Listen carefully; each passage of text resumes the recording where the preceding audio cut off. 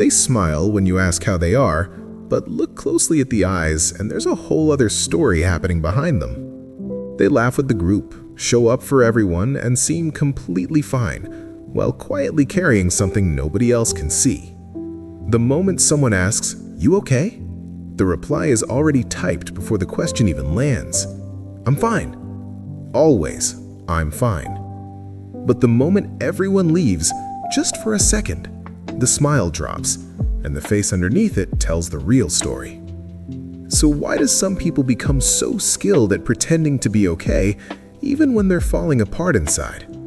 For many, it starts as a mask, something put on to get through a moment. But over time, the mask starts to feel more real than the face underneath it. "I'm fine" stops being a lie and starts being armor, a practiced automatic response that keeps the world at a comfortable distance. What you see is just the tip. Underneath, there's an entire ocean of things they've decided the world doesn't need to know about. They've become so practiced at rewriting their own pain into something presentable that they sometimes can't even access the real version themselves. There's often a wide gap between what they feel and what they say, and filling that gap with "I'm fine" is something they've been doing for years. Psychologists call this emotional suppression, the habit of pushing feelings down rather than processing them. It feels like control, but it costs more than it looks. On the outside, they look calm and composed.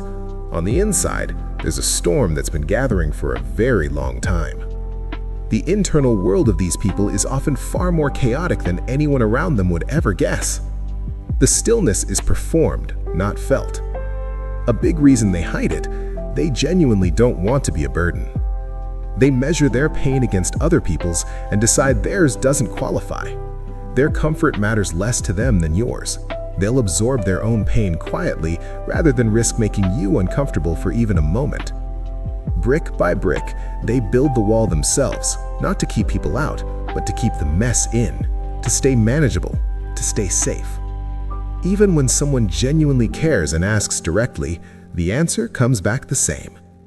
The deflection is smooth, practiced, and almost invisible. For many, this started in childhood, in homes where big emotions weren't welcome, where being quiet and fine was safer than being honest and loud. The smile became a survival tool early, and by adulthood, it's been worn so long it feels like a face rather than a mask. Many of these people are deeply empathetic people pleasers. They care so much about others that their own needs quietly move to the bottom of every list. Fear of judgment plays a massive role. Showing real emotion feels like exposure, like handing someone a reason to see them as weak or dramatic. Underneath the composure is often a quiet terror that if people saw the real version, they'd leave. So the performance continues to protect the relationship. Some have built their entire identity around being the strong one, the reliable one, and admitting they're not okay feels like losing who they are. The gap between who they show the world and who they are when no one is watching, that gap is where all the exhaustion lives. Suppression has a cost. The pressure builds slowly and silently, and eventually something has to give.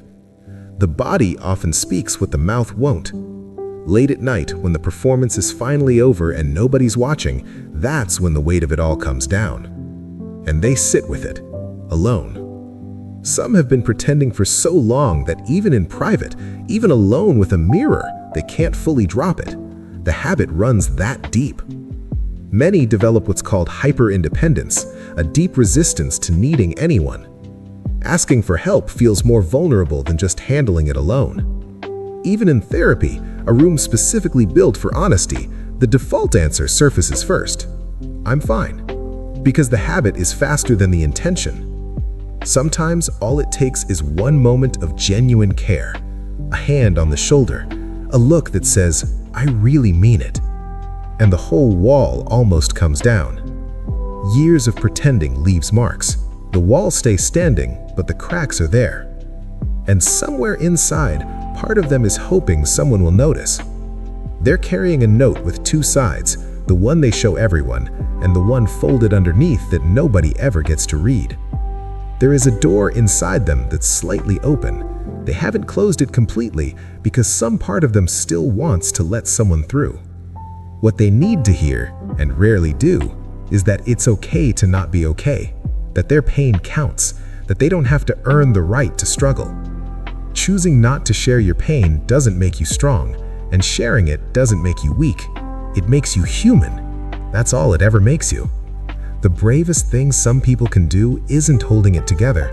It's finally letting the mask come down, just a little, and trusting someone with what's underneath. When they finally do open up, even once, something shifts. The relief of being seen without falling apart changes something permanently. Healing doesn't mean the cracks disappear. It means you stop hiding them and start growing anyway, right through the broken places. It starts with one honest message, one real answer, one moment of choosing truth over performance, and trusting that the people that matter will meet you there. Are you really okay? If this video spoke to you or someone you love, drop a comment and subscribe for more psychology that sees the things people don't say out loud.